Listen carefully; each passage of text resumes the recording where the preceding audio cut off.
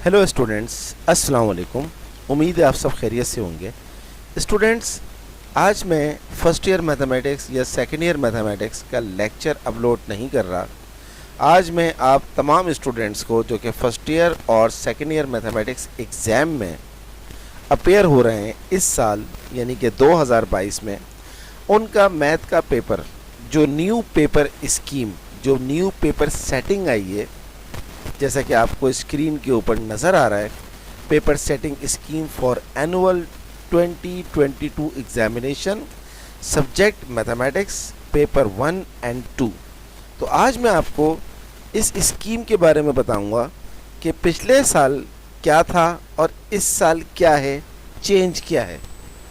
तो पिछले साल जो MCQs थे वो कम थे, अब MCQs जो हैं वो ज़्यादा आ हुए। पिछले साल 25 MCQs थे, इस दफ़ा जो MCQs हैं वो 40 हैं। तो चलिए हम स्टार्ट करते हैं। सबसे पहले हम देखते हैं कि हमारे पेपर में फर्स्ट ईयर मैथ हो या सेकेंड ईयर मैथ हो। देखें, ये स्क्रीन पे आपको लिखा हुआ नज़र आ रहा है सब्जेक्ट मैथमेटिक्स और आगे लिखा हुआ है पेपर 1 एंड 2। जब वन लिखा हुआ होता है इसका मतलब होता है फर्स्ट ईयर की बात हो रही है, और जब 2 लिखा हुआ होता है इसका मतलब होता है कि सेकेंड ईयर की बात हो रही है। तो ये जो पूरी स्कीम आपको नज़र आ रही है ये फर्स्ट ईयर और सेकेंड ईयर दोनों के लिए सेम है, दोनों के लिए एप्लीकेबल है। तो पेपर जो आपका आएगा बच्चों मैथमेटिक्स का फर्स्ट ईयर या सेकेंड ईयर का, फर्स्ट ईयर और सेकेंड ईयर का, इसमें 3 सेक्शन होंगे। एक सेक्शन है सेक्शन ए, एक सेक्शन है सेक्शन बी और एक सेक्शन है सेक्शन सी। 3 सेक्शन होंगे। पिछले साल प्रीवियस ईयर्स में भी 3 सेक्शन थे और अब भी 3 सेक्शन है, लेकिन थोड़ा चेंज हो गया। जो सेक्शन ए है आपका वो है MCQs, ब्रैकेट में लिखा हुआ है 40% ऑफ 100 मार्क्स। मतलब ये है कि टोटल जो पूरा पेपर आप करेंगे और इंशाल्लाह आपका फुल मार्क्स आएंगे। फुल मार्क्स का मतलब है 100 नंबर। तो जो मैथ का पेपर होगा वो आपका 100 नंबर का आएगा। ये कह रहा है कि जो सेक्शन ए है वो 40% ऑफ 100 मार्क्स, यानी कि आपके 40% ऑफ 100 अगर आप निकालें तो 40 बनते हैं, यानी कि आपको 40 MCQs करने होंगे और हर MCQ का 1 नंबर होगा। ये तो बहुत ज़्यादा हो गए, यानी कि आपको टोटल सेक्शन ए जो है आपका वो MCQ बेस्ड है। इसमें आपको 40 MCQs दिए हुए होंगे और 40 के 40 आपने करने होंगे और हर MCQ का 1 मार्क होगा। ये जो मैं कह रहा हूँ कि ये बहुत ज़्यादा है, इसका मतलब ये है कि अगर कोई बच्चा फॉर एग्ज़ाम्पल, अल्लाह ना करे, बट मैं एक बात कह रहा हूँ, अगर कोई बच्चा 40 के 40 MCQs बिल्कुल सही करता है और सेक्शन बी को और सेक्शन सी को टच भी नहीं करता, तब भी वो पास हो जाएगा, क्योंकि 100 में से 40 मार्क्स उसके आएंगे तो वो पास कहलाएगा। तो MCQs की इम्पोर्टेंस का आप अंदाज़ा लगा लीजिए कि आपका जो सेक्शन ए होगा उसमें टोटल 40 MCQs होंगे and you have to do all MCQs। कोई चॉइस नहीं है। सही है जनाब, कोई चॉइस नहीं है।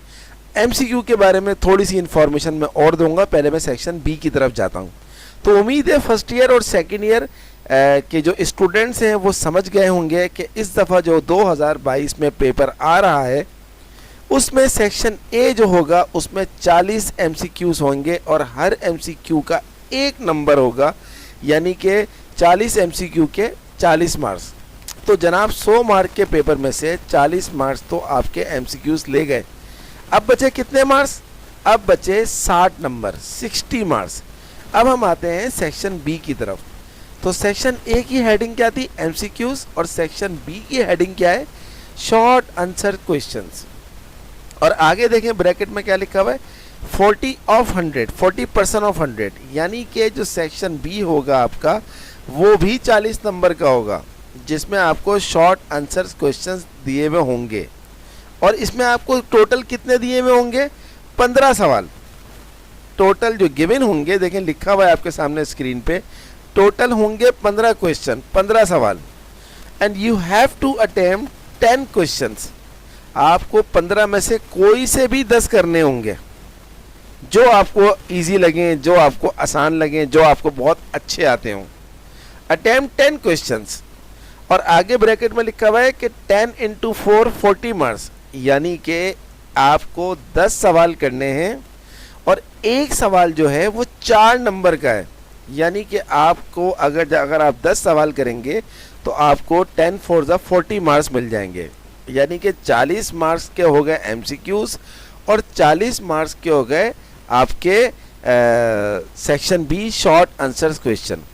तो अब 40 मार्क्स के एमसीक्यूज और 40 मार्क्स का हो गया सेक्शन बी, तो टोटल कितने हो गए 40 और 40 80। पेपर कितने नंबर का है स्टूडेंट्स? 100 नंबर का।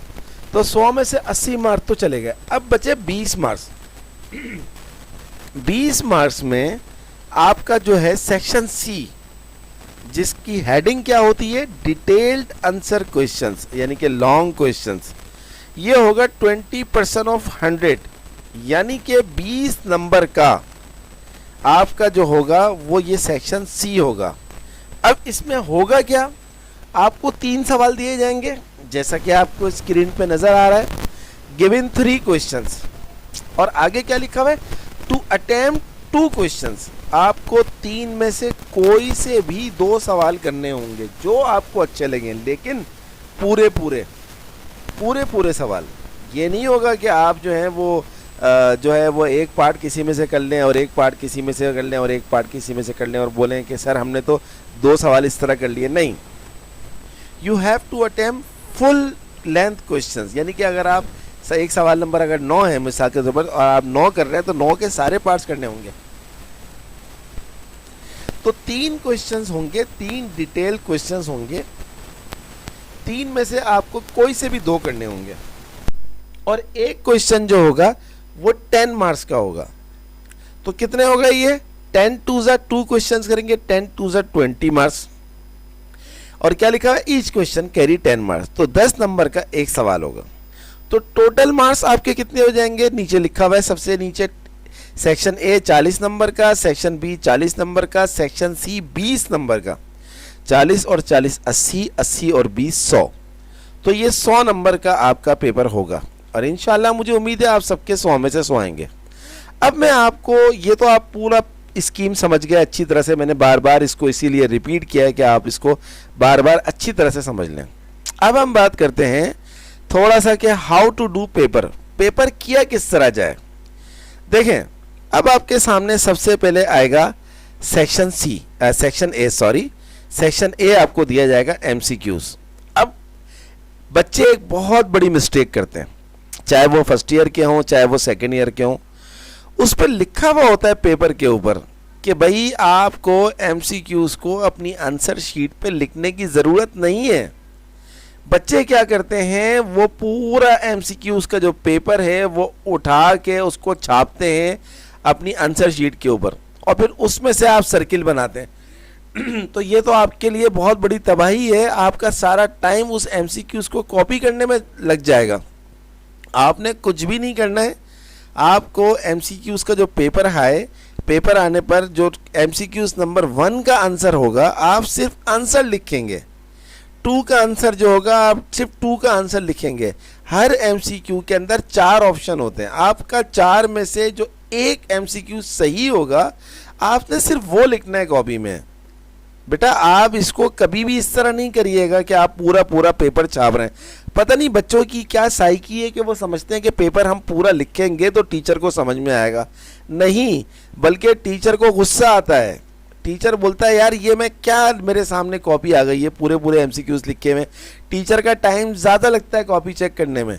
तो इसलिए आपको बाकायदा उस पर लिखा भी होता है, do not right the question in your answer paper, just right the answer. तो आप सिर्फ और सिर्फ एमसीक्यू का आंसर लिखें। तो अब 40 एमसीक्यूज है तो आपको 40 आंसर्स लिखने हैं खाली नंबर डाल के। हाँ, इस बात का बहुत ख्याल रखना है कि अगर आप एमसीक्यू नंबर 7 कर रहे हैं तो आप उसका आंसर 7 डाल के ही लिखेंगे। ये ना हो कि आप अपनी एक वो बना लें, लिस्ट बना लें कि जी आप फ़र्ज़ करें पहला एमसीक्यू नंबर 10 कर रहे हैं तो आप लिख रहे हैं नंबर 1 कि यार ये मैं अपनी नंबरिंग कर रहा हूँ। नहीं नहीं नहीं, बिल्कुल नहीं। अगर आप एमसीक्यूज नंबर 20 कर रहे हैं तो आप अपनी आंसर शीट पे भी 20 ही लिखेंगे। अगर आप एमसीक्यूज नंबर 12 लिख रहे हैं तो आप वहाँ पर 12 ही लिखेंगे। तो या तो आप उसको जो है वो बिल्कुल उसमें सीक्वेंस में कर लें, 1 पहले कर लें, 2 पहले कर लें, 3 पहले कर लें। लेकिन अगर आप चाहते हैं कि नहीं यार मुझे जो पहले आसान लगते हैं मैं वो करूँगा या मैं वो करूँगी, तो आपको चाहिए कि आप वो एमसीक्यूज नंबर डालें जो कि पेपर के अंदर दिया हुआ है, एज इट इज़ वही एमसीक्यूज नंबर डालेंगे आप, और उसके आगे सिर्फ आंसर लिखना है, सारे एमसीक्यूज नहीं छापने, कॉपी नहीं करने। इसी तरह सेक्शन बी में अब आपको करने हैं 15 में से 10 सवाल। अब 10 सवाल आपने लिखने नहीं है, आप जो क्वेश्चंस कर रहे हैं, जो क्वेश्चन कर रहे हैं, आप उसका नंबर डालें और उसके आगे लिख दें ANS कि भाई ये इसका आंसर है। Do not right the answer, इसमें आपका बहुत टाइम ज़ाया होगा, बल्कि टाइम ज़ाया क्या होगा, आप पूरा पेपर कर ही नहीं पाओगे। तो बेटा इस बात को याद रखो, तुम लोगों ने बहुत अच्छी तरह से पेपर को पढ़ना है, लेकिन तुमने करना क्या है, कोई क्वेश्चन नहीं लिखना, सिर्फ नंबर डालना है। इसी तरह सेक्शन सी, अब सेक्शन सी जो है वो डिटेल आंसर क्वेश्चन है। अब उसमें एक सवाल के अंदर फर्ज करो 4 पार्ट हैं, 1 2 3 4, तो क्या तुम चारों पार्ट लिखोगे? क्या तुम चारों पार्ट लिखोगी? तुम्हारा तो टाइम ज़ाया हो जाएगा। तो इसलिए do not right the question, इससे टीचर को अच्छा नहीं लगता, इससे आपका नुकसान होता है, कोई फ़ायदा नहीं होता। एक बात, एक और बहुत इंपॉर्टेंट बात यह है कि जब आपके सामने एमसीक्यूज तो आपके सामने आ गए ना भैया, एमसीक्यू तो आपको करना ही है, 40 एमसीक्यूज में कोई चॉइस ही नहीं है, 40 एमसीक्यूज 40 नंबर। लेकिन जब आप सेक्शन बी या सेक्शन सी करें, आप सेक्शन बी फॉर एग्जांपल कर रहे हैं, तो आप पहले आपके सामने 15 सवाल दिए हुए, आपको बताया यार मुझे 15 में से 10 सवाल करने हैं, तो आप इन 15 में से पहले वो सवाल देखें जो सबसे अच्छा आपको आता है। फ़र्ज़ करें 11 पार्ट जो है वो सबसे आसान लगता है आपको, तो आप 11 हेडिंग डालें 11 की, भले आपका वो पहला सवाल है लेकिन आपने वही हेडिंग डाली है, आपने 11 की हेडिंग डाली है और आप लिखें आंसर और उसको पूरा कर लें। आप दोबारा पेपर देखें, यार अब कौन सा आसान है, यार अब कौन सा आसान है, तो आप जब देखेंगे एक वक्त आएगा तो आपको आसान लगने लगेंगे। अब फ़र्ज़ करें इस सेक्शन बी में 15 सवाल थे, 15 में से सिर्फ आपको 9 आते हैं, 10वां सवाल आपको नहीं आता, तो आप क्या करें, थोड़ा पॉज कर दें। पॉज का मतलब है अभी आप 10वें सवाल को करने की कोशिश नहीं करें, आप सेक्शन सी की तरफ मूव कर जाएं। हो सकता है कि आपको सेक्शन सी में 3 में से 2 सवाल बहुत अच्छे आते हो और जो सेक्शन बी का एक पार्ट रह गया है उसमें आपका टाइम ज़ाया होगा, तो आप उसको छोड़ दीजिए, आप सेक्शन सी को बहुत अच्छी तरह से कर लें। तो ये आपके हाथ में, आपको टाइम मैनेज करना है। सारे बच्चों ने अपने साथ घड़ी लेके जानी होती है, घड़ी देख के आपने काम करना होता है। आपको पता है कि पेपर होता है 3 आवर्स का, 3 घंटे का, and you have to complete your paper in 3 hours, क्योंकि टीचर अब बाकायदा अनाउंस करता है कि भाई अब आपके पेपर ख़त्म होने में 10 मिनट रह गए हैं, अब आपके पेपर ख़त्म होने में 5 मिनट रह गए हैं, और बच्चा जो है फिर भी कर रहा होता है। और जब घंटी बज जाती है और टीचर आपसे कॉपी छीनता है, स्नैच करता है, ले लेता है, तो आप बोलते हैं सर 1 मिनट दे दें, सर 2 मिनट दे दें, मैडम 1 मिनट दे दें, 2 मिनट दे दें। नहीं, आपको पहले से ही काम ख़त्म कर लेना है, आधे घंटे पहले, यानी कि 3 घंटे का पेपर है, आप उसको 2.5 घंटे में ख़त्म कर लें। फिर आधे घंटे में क्या करें, आप उस आधे घंटे के अंदर पूरा पेपर रिवाइज करें कि यार जल्दी में मैंने कोई सिली मिस्टेक तो नहीं कर दी, कहीं ऐसा तो नहीं है कि सवाल में 3 लिखा हुआ है मैंने जल्दी में 4 लिख दिया। उस पूरे पेपर को आधे घंटे के अंदर रिवाइज करें। तो time management is very important, specially in math paper. आपने देखा होगा अक्सर बच्चे जब एग्जामिनेशन रूम से बाहर आते हैं तो वो कहते हैं कि यार पेपर बहुत लेंदी था, अगर टाइम होता तो मैं कर लेता, टाइम होता तो मैं कर ली थी। नहीं बेटा, पेपर जो बनाते हैं, बनाने वालों को पता होता है कि ये कितनी देर में ख़त्म हो सकता है।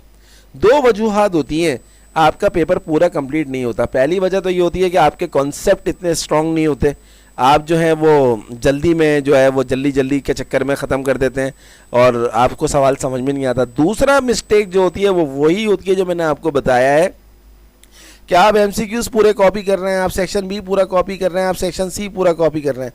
तो मुझे उम्मीद है कि आज के बाद, आज की ये वीडियो देखने के बाद आप में से कोई भी बच्चा, कोई भी बच्ची क्वेश्चन कॉपी नहीं करेगा, क्वेश्चन का नंबर डालेगा और फिर उसका जो है आंसर लिख के उसको सॉल्व कर लेगा।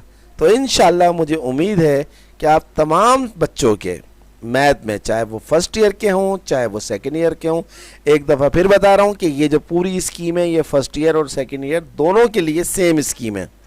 तो आप चाहे फर्स्ट ईयर के हों चाहे सेकेंड ईयर के हों, अगर मेरी बातों पे अमल करेंगे तो इंशाल्लाह आपके 100 में से 100 आएंगे।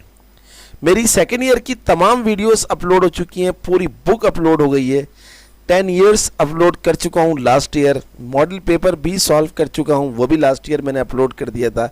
फर्स्ट ईयर की थोड़ी सी वीडियोस रह गई हैं, कोई 6-7 लेक्चर्स रह गए हैं, वो भी तकरीबन पूरा अपलोड हो गया है। वीडियोस देखें और खूब मेहनत करें। कोई प्रॉब्लम हो तो कमेंट बॉक्स में मुझे ज़रूर बताइए।